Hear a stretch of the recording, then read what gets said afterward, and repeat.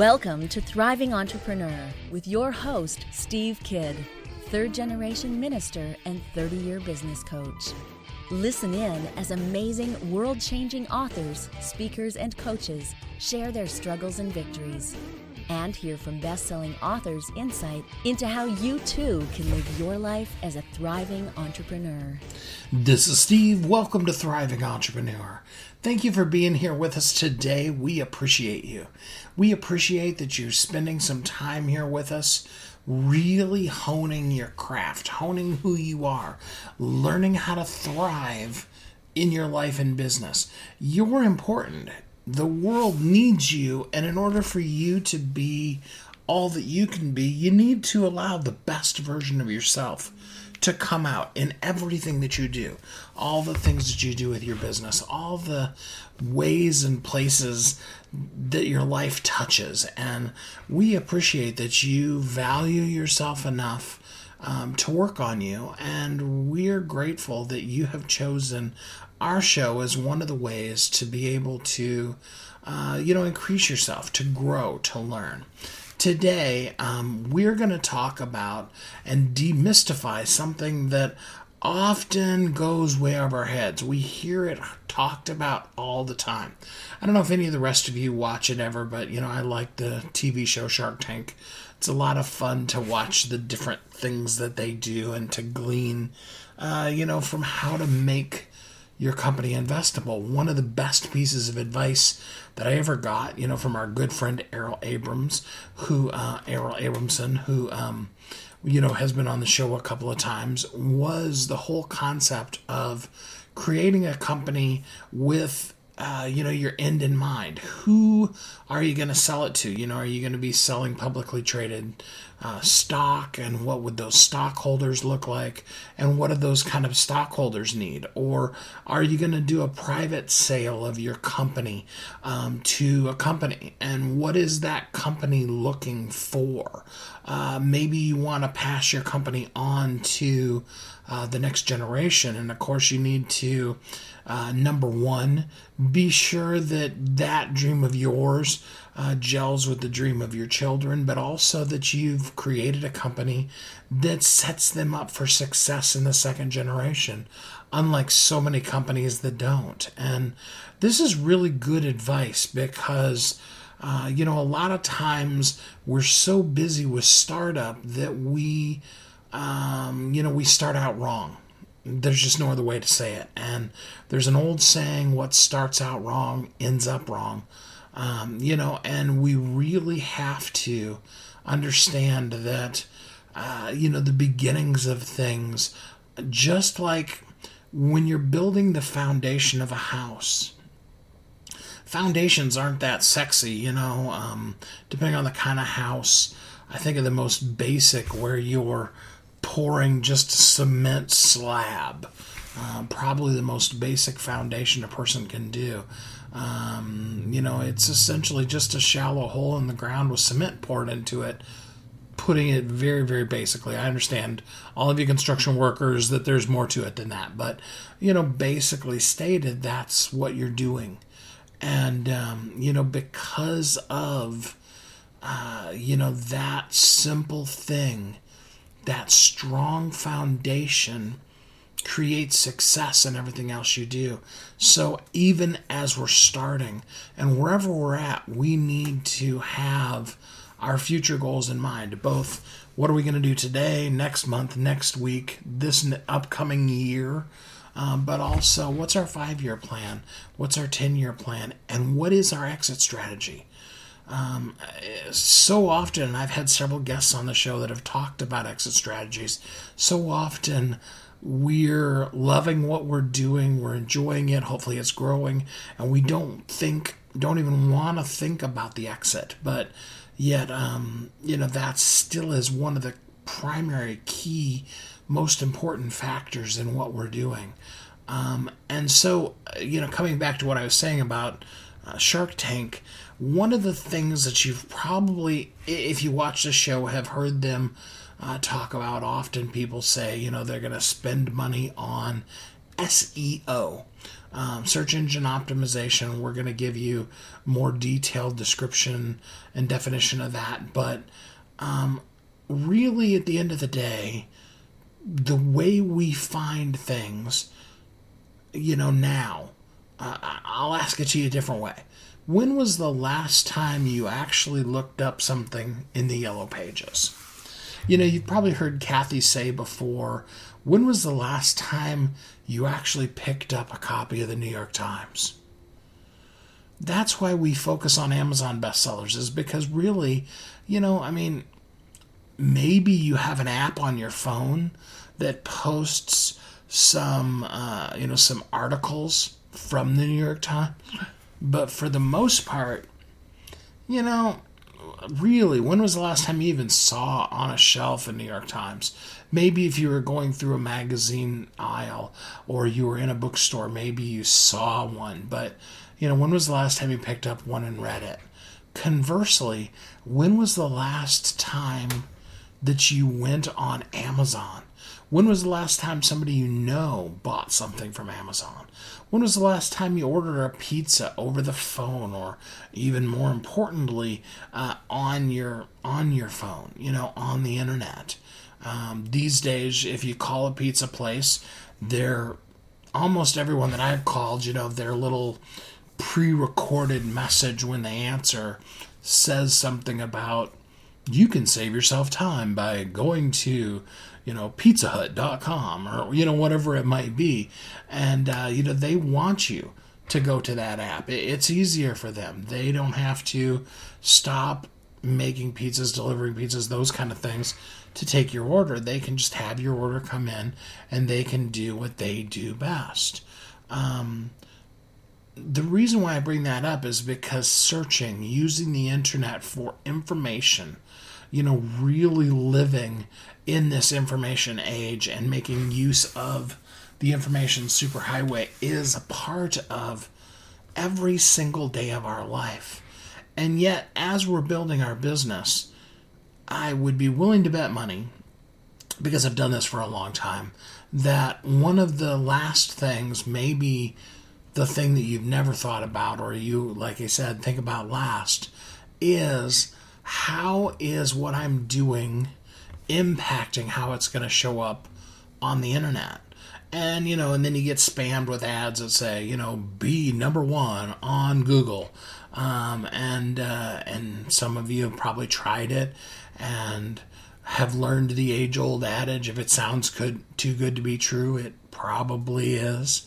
But really, at the end of the day, there is a strategy to being seen, to have people search for what you do and find it. And ultimately, that's what we're going to talk about today, is how to get found. You have an incredible, powerful message to share with the world. Absolutely. I believe that just as much as I know I'm talking to you right now. I believe that you have a message to share with the world that they're looking for, that they need, and that you can do with grace, with ease, and with excellence. But before you can do that, people have to find you. You have to, first of all, be where they are.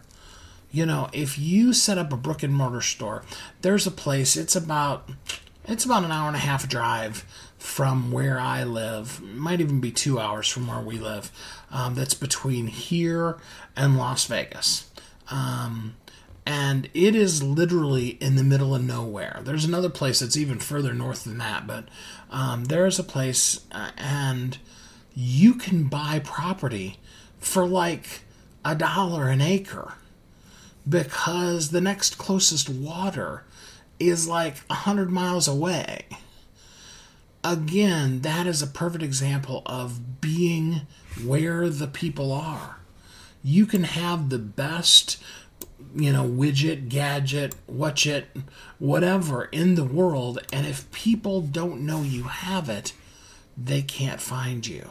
So the number one key is being where people are, and then number two, it's being available for them when they look for you. And so today we're going to demystify this whole concept of optimizing what you do for the search engine, and we're going to really go into detail with it. I apologize in advance. Our guest and I both really love this subject, so there will be times that we geek out, but not in a confusing techie sort of way, but just simply in a way that it's something we really enjoy and we want to bring to you so that you too powerfully can be seen. Because then when you're seen, people can interact with you.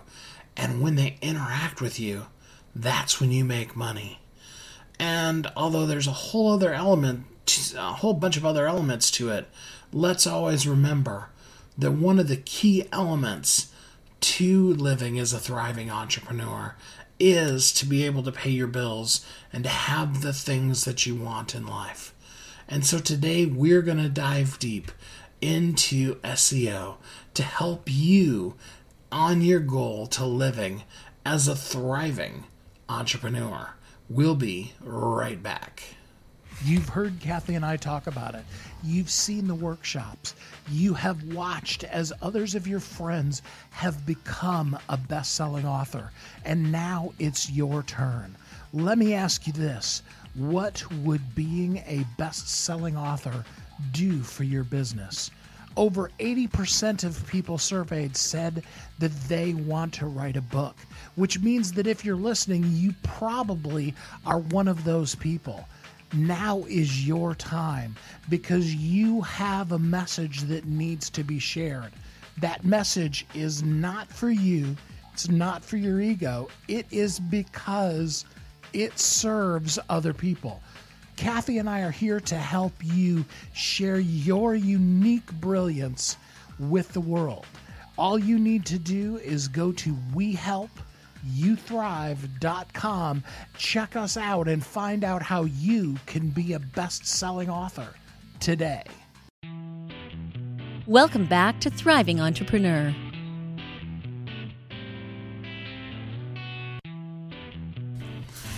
This is Steve. Welcome back. Thanks for listening to Thriving Entrepreneur. So let's do it. Let's jump into this SEO thing and really get you seen. Join me in welcoming Jeremiah Smith. Hi, Jeremiah. How are you today? I'm doing great, Steve. Thank you so much for having me. Real happy to be here today. Yeah, absolutely. So let's start off with just some basics. Tell people who you are and how you show up in the world. Yeah, so my name's Jeremiah Smith. I'm the president, CEO, and founder of a marketing agency called Simple Tiger. And Simple Tiger specializes in doing search engine optimization for SaaS companies, software as a service companies. And I got my start in SEO probably about 12 years ago. Started totally by accident. It's kind of a long story how it happened. Not sure what angle to attack this at, but I will say I kind of stumbled into SEO after building websites for some clients and found that I totally loved it. And over time, just decided to start and build an agency. And yeah, that's what brings me to today.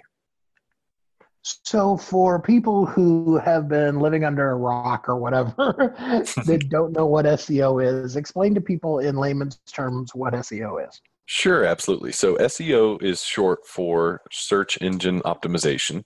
And the whole idea behind search engine optimization is to help businesses or any kind of website, I guess, show up in Google or any kind of search engine for certain keywords that may be relevant to what your business does.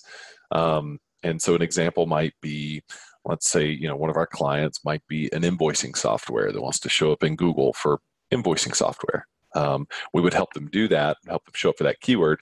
And the idea there is that a certain amount of people are searching for that keyword every month. And those people are actively interested in finding some invoicing software. And so if you show up well for that keyword, the first few positions in Google, odds are your business is going to be able to capture that revenue, capture that person and sell to them. So the benefit with SEO really that kind of makes it a standout versus other marketing methodologies is out of all of the marketing methodologies out there today, search engine optimization still has the highest converting capability as a new traffic generator. So if you're bringing in new visitors to your website and trying to convert them into a customer, SEO is the hottest and best way to do that. So now, of course, SEO has changed. I'm old guard when it comes to the internet. It's changed immensely since the mid 90s when, we won't talk about what people were spamming in the Right. search engines back then, but, with the advent of Google and different things, search engine optimization has definitely come a long ways. What is, of all the things you could talk about, what is maybe the number one thing that's most important in SEO these days? In SEO these days, I would say making sure that the content on your site meets the searcher's intent for whatever kind of subject that you're writing about or that you are targeting. So like, for example, a target keyword, again, we'll go back to invoicing software. This is probably a pretty boring topic, but if we write a piece of content that we understand, first of all, the searcher's intent behind that keyword. So let's just pretend for a second that the searcher's intent on the keyword invoicing software is they are legitimately looking for an invoicing software. And that's all there is to it. Very cut and dry. Obvious examples of that might be QuickBooks, and they have an invoicing solution. Another company is FreshBooks, and they have an invoicing solution. So if you go to Google and you search invoicing software, you'll find the top two results are for pages where the entire product itself is exactly what I searched, and the page is describing that exact software in detail with videos and images and text all explaining the product. And so basically what I'm saying here is the piece of content that you're going to find that ranks well in Google. Google's whole goal is to make sure that the content that you find accurately matches your intent when you're searching a keyword. Because if it does, you're going to love using Google. And if you love using Google and you continue searching on there for free, odds are you might end up clicking an ad or two. And if you click some of the ads, you're generating revenue for Google because Google charges money to advertisers who advertise on the Google platform. And so when you search, you'll find that if I search right now, invoicing software, I personally see 4 ads and then I see QuickBooks. QuickBooks is really what I was looking for there, but I had to scroll through 4 ads to get to it. If I clicked one of those ads though, the advertiser, Stripe or Zoho or ChargeBee or any of these companies might be paying Google $1, $2, $5, $20 in order for me to click on that ad. And so Google makes a large amount of money when people click ads. I would say that when you see that Google, what their market cap is, and they're currently worth, what is it, $1,058 per share, something like that. And their market cap is $700 billion. I would say 90-something% of that comes from ads. And so it's good to know that that's where Google makes their money. And so what they're going to try to do is just build a relationship with you by showing really good results that are relevant to the keyword you search. So typically speaking, here's what I've found at least, is as soon as a person understands that they should do SEO, they immediately want to go in and start adding their own keywords because, of course, we always as people think we can just do it ourselves, whether we can or not. We always try first, right? And they end up putting in, a bunch of what you and I would call high-level words. In other words, really basic words. So they'll put in the keyword money, and they'll put in the keyword invoice, and they'll put in the keyword accounting. So explain to people why it is that the use of a high-level word like that really isn't going to get them the customer that they're looking for. Sure, you set me up perfectly here. So the idea that I mentioned a moment ago is searcher intent is critical, and it's becoming more and more critical. Google's always trying to figure out, what do you mean by what you say? I mean, that's the beauty of human interpersonal communication anyway. And if you're in a relationship with someone and they say something, boy, you wish you just understood exactly what they meant all the time, right? It's like reading their mind. So Google's trying to do that every time you search with a keyword. And they're getting better and better at it by using artificial intelligence and learning, hey, so many people have searched this keyword and then clicked on this result and then spent a lot of time on that web page and studied it and clicked more on that page and everything, and maybe even bought from that company. And so we've got a really good estimation that this page is what people who search this keyword are really looking for. Right? And Google's trying to do that non-emotionally. They're trying to do that very logically and objectively. And so they're using, artificial intelligence to figure that out. So really, why you don't want to use a keyword like invoicing or money is that keyword is so nebulous compared to low-cost invoicing software or invoicing software for plumbers. Like those are examples of very specific high search intent keywords, high transaction keywords. Another example that I've heard many times before and I've used many times before is like men's suit. If I'm looking up that keyword, you can determine two things about me. I'm most likely a man or someone shopping for a man, and I'm wanting a suit or I'm wanting to buy a suit for a man. But if I'm looking up black Hugo Boss pinstripe men's suit, well, if you're Saks Fifth Avenue, you better be advertising on that keyword, right? You want to rank for that keyword. So the searcher intent on that second variation there is way higher than the searcher intent on that first variation. And therefore, the likelihood that you're going to sell to that second person is really good. You're likely going to convert them if you have that product and you show the content, like the Amazon search result page or whatever result page that you have that product, you're likely going to sell it. Whereas men's suit, 1 million people a day are probably searching that keyword. Maybe not 1 million, but like a lot of people a day are searching that keyword with very little intent. And they're just starting their search. And so you don't really want them clicking on your ad, especially because you're going to spend money on that. But you also don't want to rank for that keyword because you probably get a lot of search volume for that keyword, but very little actual sales. And it's going to take you a lot of money and a lot of effort to rank for men's suit versus black Hugo Boss pinstripe men's suit, right? There's just less competition on that second term. And so there are multiple reasons that you want to go for the longer tail. Also, about 80% of search volume that a site is likely to get, 70 to 80%, is typically longer tail, meaning that people are likely finding you through longer search terms anyways. So there's even more volume to be had in the longer tail if you use a strong long tail search strategy.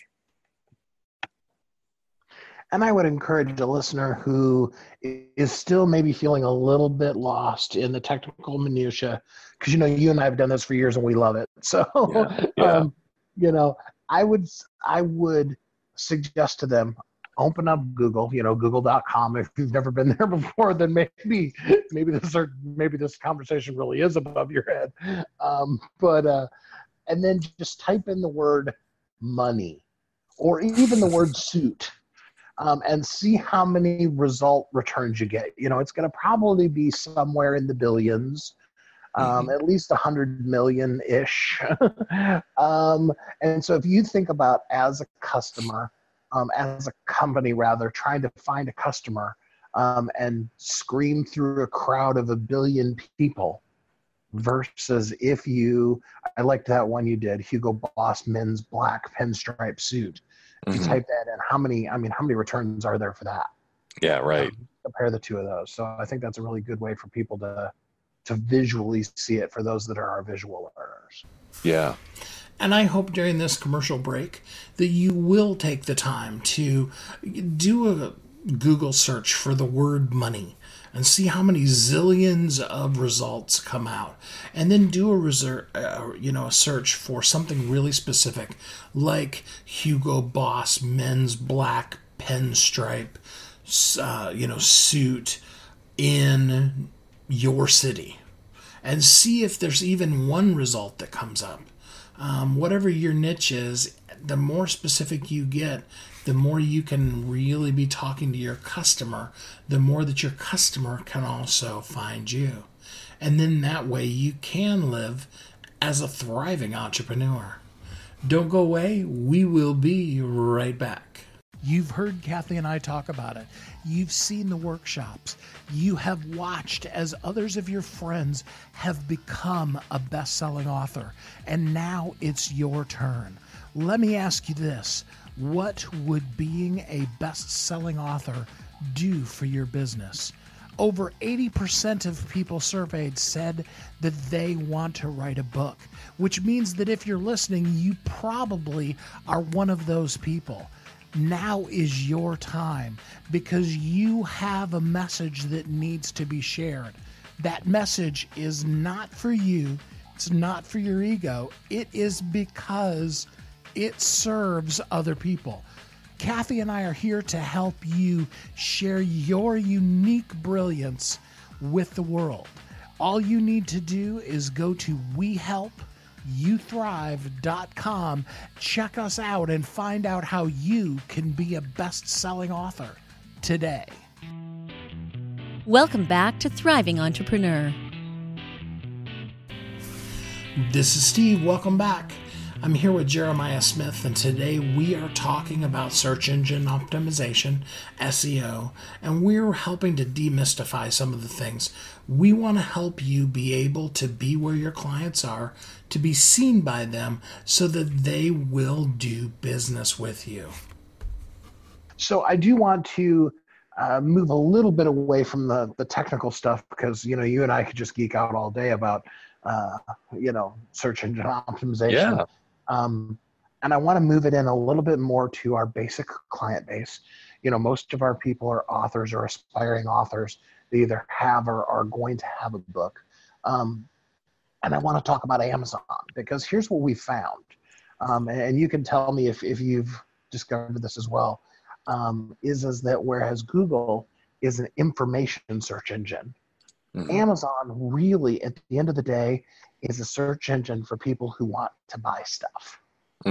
Yes. This is a fun conversation. I'm so happy you asked that because SEO for the longest time in my career has been dominated by Google. So when we're talking about SEO, it seems like we're talking about Google, whereas Google is just the most dominant general search engine.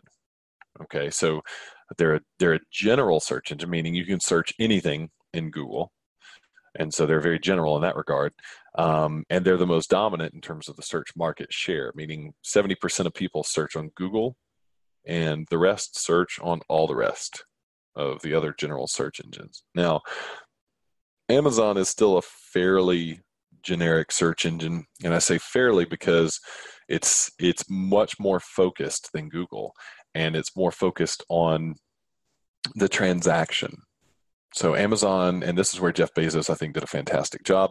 He saw that search was a primary component in business, and insofar as he was concerned, and that the transaction was really the only search he cared about. He didn't care about searches that don't generate transactions. He wants a search that does generate a transaction.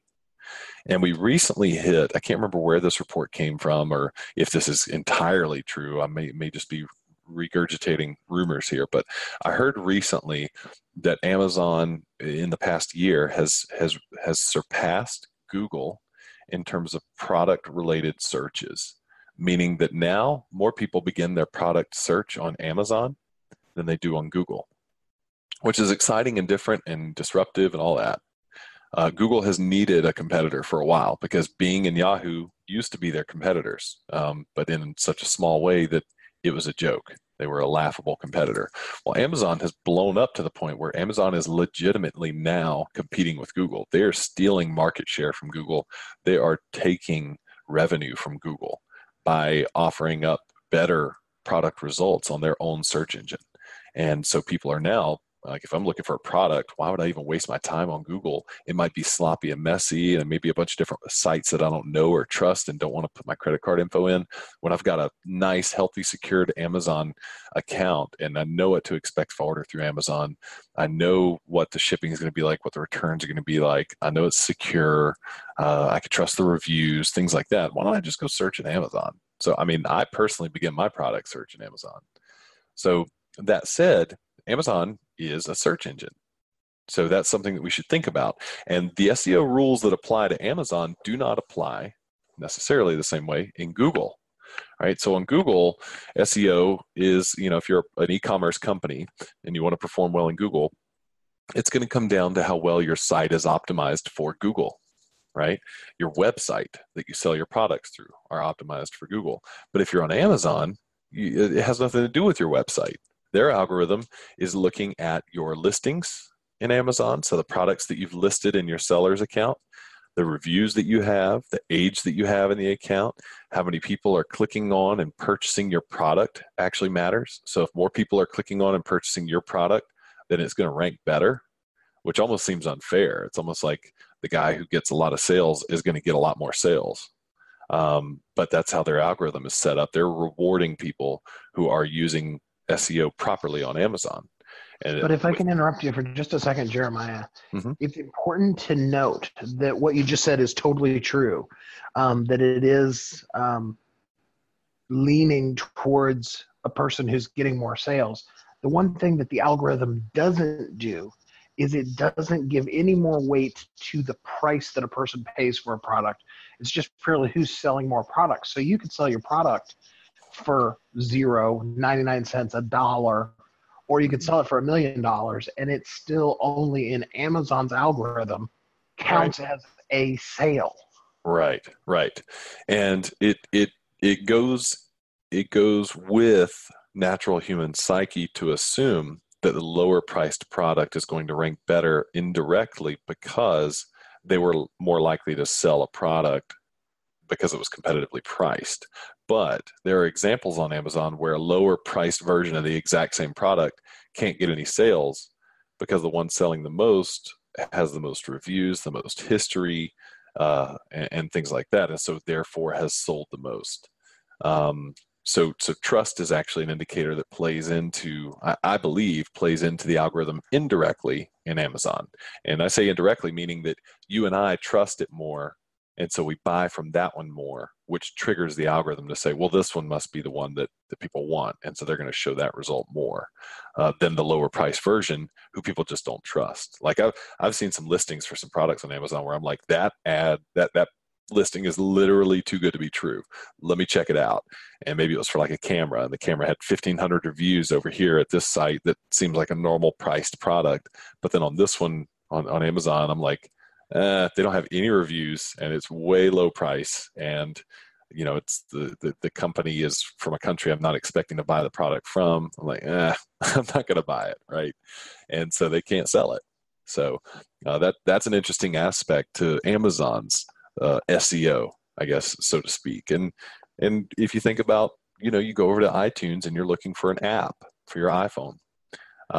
There's SEO that applies there as well. Has nothing to do with Google or Amazon. Has everything to do with iTunes rules for how they rank apps when you search for productivity apps or games, stuff like that. So all kinds of different SEO out there.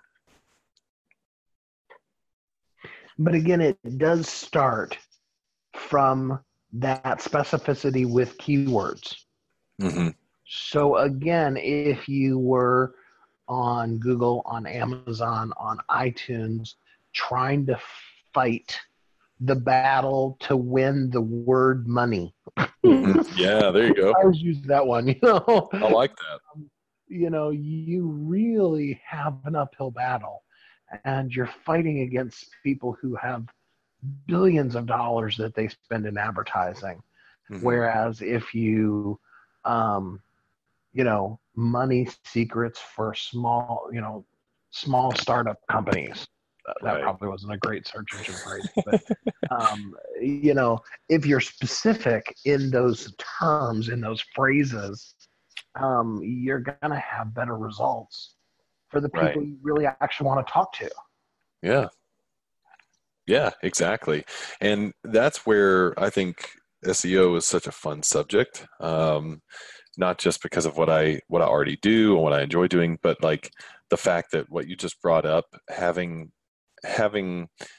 SEO apply in so many different ways, where it could be a variety of different search engines that are ultimately gaining this, this value from a keyword perspective. is really interesting. And I love the fact that you use word money. I think that's a cool way of putting it. But that really comes down to keywords have value to them, and they each have their own form of value and intrinsic value and stuff like that. So I think it's very interesting to see like how it changes depending on the platform you're on. So again, let's talk some concepts. We've been talking all about this long tail keyword phrase, but how does a person who's never done that before, because you and I, we kind of get used to finding that phrase, but for the person starting out, before they just come and hire you, how do they begin to learn what phrases are really going to work for them? Yeah, so we do a process called keyword research, and this is keyword research is I don't want to say it's a futile effort. It's a very difficult thing to do perfectly. I actually tell people I can't say do perfectly. I don't think it's possible to do keyword research perfectly. I think it's possible to do it extremely well. But I think it's just kind of like golf. Be the best golfer in the world, and just give it a couple of years. Somebody's going to come along and just crush you. That's how it goes. That's how keyword research is. You may think you're getting it, and you make it really close, and then before you know it, the human psyche changes in mass.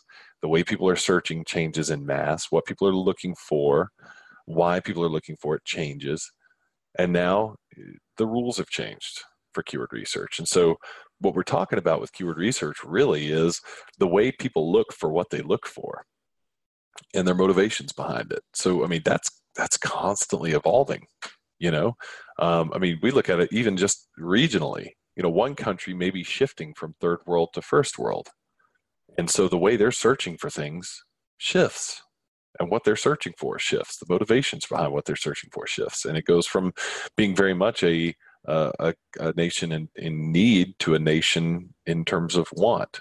And so just that single thing right there could be a massive change. Now, I know I'm getting very philosophical and high level with you, but I like to do that just to show people really what you're dealing with when you're talking about keyword research. Now, what we do as a process at Simple Tiger is way less philosophical and nebulous. It's way more concrete. So we're dealing with businesses, and we're primarily dealing with software companies. So it's much easier for me to focus it down and get really concrete.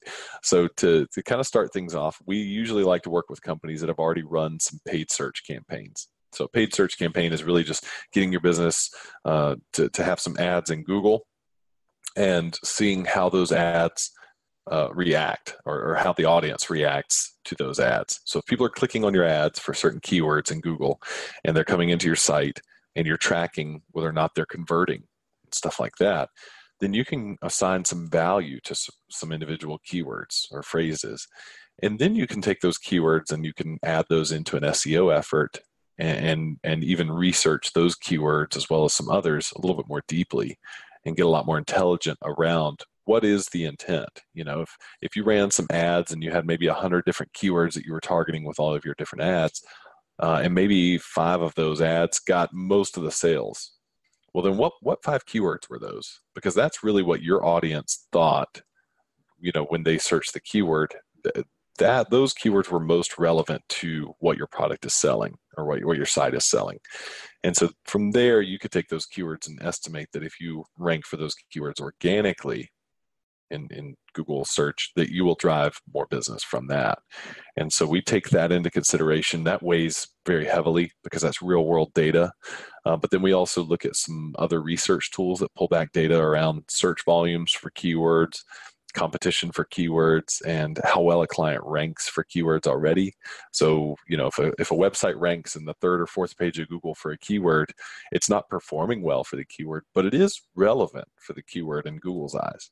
So that's a low-hanging fruit. We could push them from the 3rd or 4th page of Google to the 1st page of Google much more easily than we could push them from completely unranked for a keyword to ranking well for that keyword. So if I see that, Google already has some prejudice that the client does rank for that keyword, or is relevant to that keyword. So that's easier for me. But really, keyword research is kind of the first step in our process. It's the whole purpose there is to figure out what keywords we want to target. We use a bunch of tools to figure that out. We look at relevance as kind of the driver, and then nail down a target list of keywords, and then move into the various other aspects of SEO. So I'm going to ask on behalf of the listeners, is SEO something that a person nowadays should actually even try to take on themselves, or should you just hire somebody to do it for you? Good question. I think it really depends on a bunch of different factors. I think if you have a business that you just started, and maybe you're a one-person operation, and you just got it going, it's probably a good idea to just practice a few things on your own to begin with.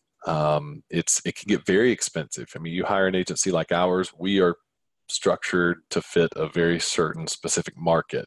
And so, I mean, our pricing starts at $3,000 a month and goes up. We have some clients paying $20,000, $30,000 a month. So it can get very expensive very quickly when you go hire an agency to do SEO. But it's not expensive for their target market. Like, for example, we're actually competitively priced for our target clientele. And so those clients are ones that are making a few million a year in revenue already. They fit a certain category, which is software and things like that. If you are just getting started, though, and you own a business, let's say it's a small local business, you could do things such as write a few pages on your website of content about what your business offering is. So let's say maybe you're a local, I'm trying to think of like a good little local business. Maybe you are a local shoe store and you sell a few different types of shoes, but you really do focus mainly on exercise shoes. So running, like there's a store in my hometown in Atlanta. I think it's called like Peachtree Running Company or something like that. But they focus on selling shoes specifically for people who run in marathons and races. And that's like super targeted, right? And they're a local brick and mortar store, so they're targeting Atlanta for that. I mean, that's very targeted. Well, if they write a lot of stuff about the shoes you need to ride or to run the Peachtree Road Race, like that's super targeted. But boy, the Peachtree Road Race is in Atlanta. That's the name of their company, and that's their target market. And that's probably a search that people might be doing. And a few 100,000 people run that road race every year, so it's not a bad idea to look into that as a potential keyword strategy, right? And writing pieces of content like that to begin with, if it's really well-written content, is a good place to begin because you've invested your time into what we call an asset or something that's going to sit there. And over time, it's going to generate revenue for you on its own. You're not going to have to do anything. It's a salesperson that's sitting there on the web 24 hours a day selling to everyone who will read it. And so it's a very powerful tool to go ahead and invest in some pieces of content. It doesn't take a lot to be effective. Sometimes it's just a matter of a few pieces of content to get you to show up for a few different keywords that will generate revenue endlessly, meaning over and over again. Every month people are searching for it. It generates revenue. And then once you've got those assets, if you can talk to some other sites and bloggers and media outlets and contributors at different sites and get them to link to your piece of content as a resource in what they're writing about, that link will actually count as like a vote, a relevancy indicator to Google that you are who you say you are, that you are valuable, and that you have some authority. And that will actually help your piece of content rank even better in Google. So if you start by doing those couple of things, you're already on the path to some solid SEO. And I've worked with some small businesses in the past who have done that actually really well. And it grew them to the point of being able to easily afford an agency to kind of take over and really throw gas on the fire for them. So I recommend starting with something like that. So have a website, write a post, mention that key phrase in the post a couple of times. And then if you have anything that also has, your ability to add keywords or things like that in there, add that as well. So do you still recommend using something like WordPress to run your website from, or what do you recommend these days? Yeah, when it comes to platforms, we tend to stay pretty platform agnostic. I don't want to get too stuck on any one platform really, but I will say that in my experience, WordPress is fantastic. The clients that we work with are variety of different platforms. And so that's why we have to just kind of be open to a bunch of different potential things. And oftentimes, since we work with a software community, they built their own. And so, I mean, you can build your own site manually and it worked just fine. But WordPress is fantastic. They offer a lot of plugins and features. If you're doing, if you're just building a general website, and maybe you're a local business that needs lead generation, or maybe you're a consulting business, you need lead generation, WordPress is fantastic. If you're a product seller and you're trying to sell products through your site, and so you need an e-commerce platform, something like Shopify is really good. It's clean, easy to set up. But yeah, there are a bunch of different platforms for different types of businesses. I would just really keep in mind that your platform is only as good as the foundation of your house is, really. I mean, it's like, it is the foundation.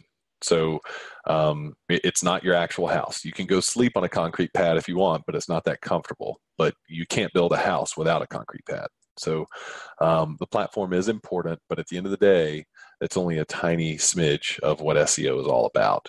So I would say, get on a platform that works well for you, that you're comfortable with, and more importantly than anything, I would say something that you are definitely going to use and you enjoy using.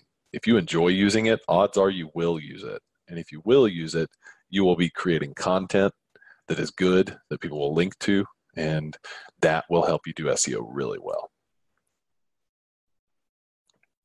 And at the end of the day, content is king. Regardless of the platform, even if you're talking about on Facebook or Twitter or Instagram, it really has to do with having good content and have that be targeted content in order for people to, both read it as well as understand what the heck you're talking about. Right. I mean, content is absolutely king. And in regards to SEO, that's 100% the truth. And it's funny, I've gotten in heated debates with people who say, but you can't, links are really king, because you've got to, you got to build, you can write a piece of content and it could never rank. You got to build links to it and it could rank. And I'm like, that, while that is true, links aren't king, because what do links point to? The content. Links point to content. So, yeah. In fact, if your content is bad and you get a really great link to really bad content, Google will be like, no, that's not really relevant to what they were searching for. Totally.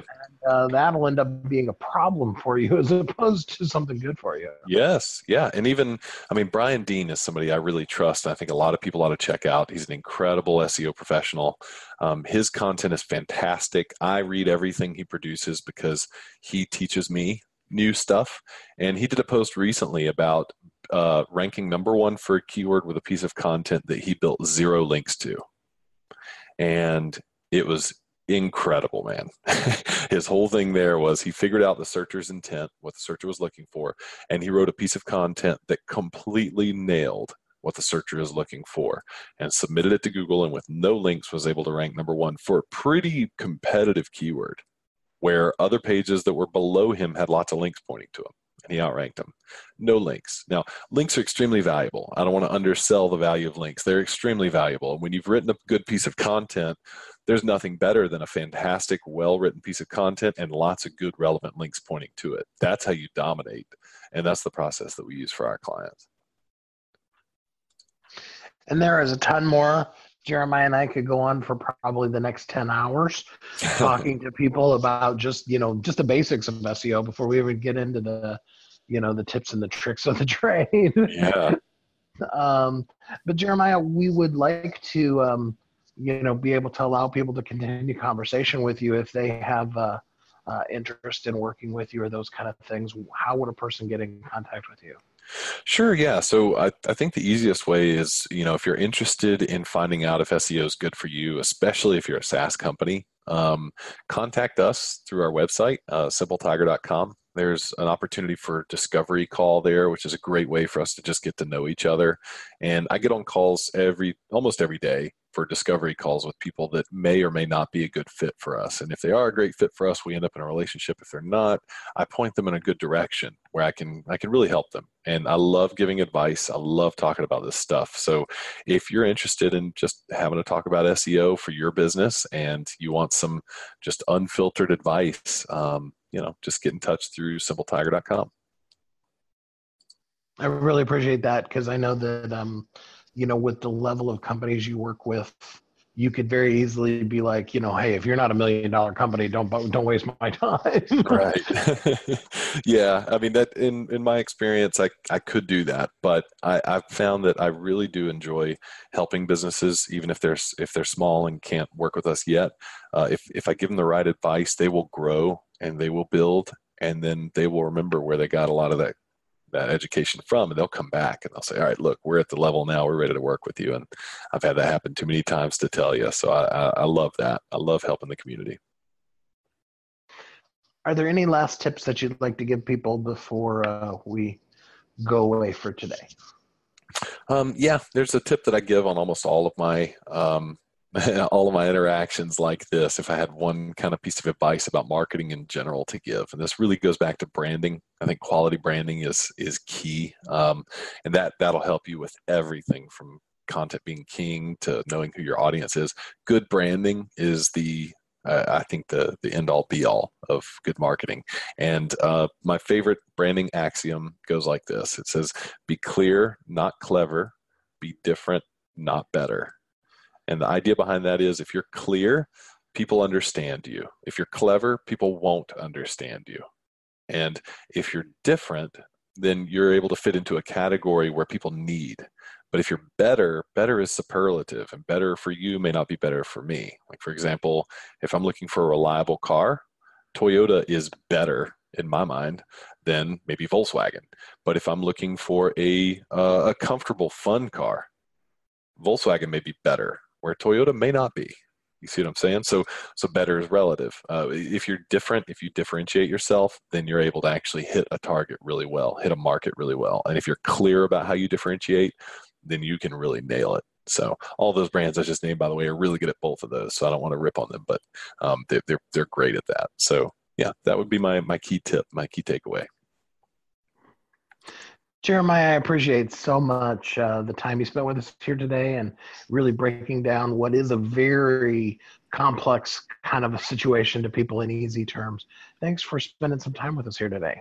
Hey, thank you so much for having me, Steve. I really enjoyed it, and I hope I was able to add some value to your audience here. I really appreciate the time that we had, and I hope that each of you that were listening picked up some tips. It is very generous of Jeremiah to offer his time, and there are a lot of experts out there that will give you a few minutes of time and advice. Some of these things, when you start off, you'll do by yourself, and then as your company grows, you will find experts that can do those things so that you can focus on doing that thing that only you can do, that thing that you really excel at. While you're doing that, you will more and more focus more and more on presenting and being the best part of yourself in the world. And when you do that, of course, that's how you can be a thriving entrepreneur. We're going to do our last commercial break here, and then we will be right back here on Thriving Entrepreneur. You've heard Kathy and I talk about it. You've seen the workshops. You have watched as others of your friends have become a best-selling author. And now it's your turn. Let me ask you this. What would being a best-selling author do for your business? Over 80% of people surveyed said that they want to write a book, which means that if you're listening, you probably are one of those people. Now is your time, because you have a message that needs to be shared. That message is not for you. It's not for your ego. It is because it serves other people. Kathy and I are here to help you share your unique brilliance with the world. All you need to do is go to WeHelpYouThrive.com, check us out, and find out how you can be a best-selling author today. Welcome back to Thriving Entrepreneur. This is Steve. Welcome back. Thank you so much for the time you invested today here with us on Thriving Entrepreneur. Ultimately, we want to just help you move that little needle point shift, and maybe you understand a little bit better now how people look for things and how you can present things so that people can find what you have. Ultimately, the biggest piece of thriving really does have to do with being the best version of yourself in the world. And here's the reason why we do it. Often, I think it's easy throughout the course of even a week to forget this, but we need to remember that the reason why we're doing what we're doing, it's not for us. It's for the people that we were meant to serve. There is somebody right now that's on Google, they're on Amazon, they're on Facebook, they're doing a search. They need you to be specific in your presentation of your stuff so that when they search for the answer that you have, they find you. They're desperate. They're looking for an answer. They made a wrong choice last week, last month, last year. They're going to continue to make that same wrong choice until they can find you. And one of the things that you have to do is to put yourself in a place where you're available for them to be able to find you. Now, one of the best ways to do that is to have a book, and not just any old book. The truth of the matter is we've been talking about the search all day, and one of the things that a lot of times traditional bookstores, book publishers will convince you is that you should write this giant 350-page book with 25 or 50 chapters in it and tell the world everything you know. But today's entrepreneur understands that your book is just the beginning of the conversation. It's just a taste. It's just an introduction so that you can begin to talk about all the things you can help a person with. The same is true with the search engines. The search engines don't have the capability to say, there's this brilliant person with this 500-page book, and on page 27 or page 297 is exactly the answer to this question you're so desperately searching for. However, when we focus our book, just like we've been talking about focusing our search engine, our keywords, our verbiage, all of those kind of things, when we're focused, we then can meet people where they are, find them when they're searching, and help provide them for the answers. There's all kinds of tips and tricks like that. Kathy gives away her $1 million strategy that she's literally helped millionaires double and triple their income with, as well as helped people who have never made a dime in their business make hundreds of thousands of dollars in their first year. She gives all of those away for free in our group. So even if just for that, plus the fact, of course, that you need to put your book out, please do come join us at Bestsellers Guild. That's bestsellersguild.com, because you are uniquely brilliant. You were created for a purpose, and the world needs you. Kathy and I, all that we do, we're here to help you so that you can live every day of your life as a thriving entrepreneur. We want that for you, and we hope you will get it as you go on this journey with us. Until next time, have a great week. Thanks for listening to Thriving Entrepreneur today. If you want to get your question answered, send an email to questions@wehelpyouthrive.com. We look forward to you joining us again next time. You've heard Kathy and I talk about it. You've seen the workshops. You have watched as others of your friends have become a best-selling author. And now it's your turn. Let me ask you this. What would being a best-selling author do for your business? Over 80% of people surveyed said that they want to write a book, which means that if you're listening, you probably are one of those people. Now is your time, because you have a message that needs to be shared. That message is not for you. It's not for your ego. It is because it serves other people. Kathy and I are here to help you share your unique brilliance with the world. All you need to do is go to WeHelpYouThrive.com, check us out, and find out how you can be a best-selling author today.